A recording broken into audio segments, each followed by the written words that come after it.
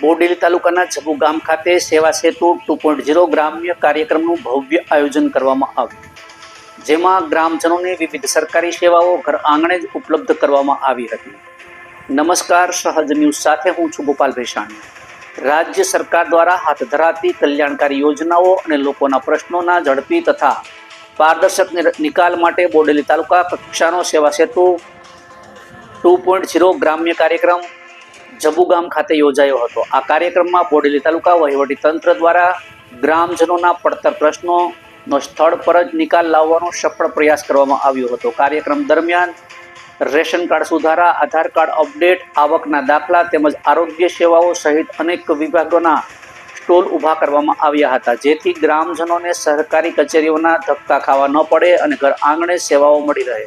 આ કાર્યક્રમમાં જબુ ગામ તેમજ આસપાસના વિસ્તારોમાંથી મોટી સંખ્યામાં લોકો ઉપસ્થિત રહ્યા હતા, જેમાં લોકોના ઉત્સાહ અને ખુશીનો માહોલ જોવા મળ્યો હતો. સ્થાનિક લોકોએ વહીવટી તંત્રના આ પ્રયાસને બિરદાવ્યો હતો. રિપોર્ટર શિલ્પા શાહ, સહજ ન્યૂઝ, બોડેલી.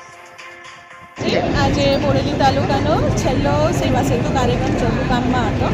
સેવા સેતુનું નામ જ એ છે કે સેવા આપીને એવો સેતુ બનાવીએ કે જે લોકોને સરકારની વિવિધ યોજનાઓ છે તેને લાભ ના મળતો હોય તો ત્યાં સુધી આ બ્રિજ બને. 55 જેટલી યોજનાઓ છે અને એના વિવિધ કર્મીઓ છે, અધિકારીઓ છે, જે બધા અહીંયા આવ્યા છે. અને હું અપીલ કરીશ કે આમાં જે 48 ગામો આવે છે તો ગામોના તમામ લોકો અહીંયા આવીને આ સેવાનો લાભ લે, પોતે જો લીધી હોય તો બીજાને સેવા અપાવે અને આ સેવા સેતુ કાર્યક્રમમાં સહભાગી બને.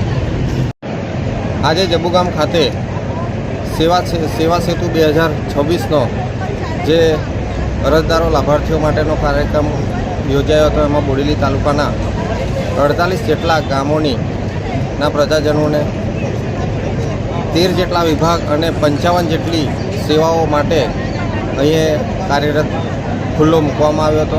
એમાં દરેક ગામમાંથી આરોગ્ય, શિક્ષણ અને ખેતીવાડીથી માંડીને અનેક કેડરમાંથી બધા લાભાર્થીઓએ ઉપસ્થિત રહીને લાભ લીધો અને ખૂબ જ સરકારશ્રીનો આભાર પણ માન્યો.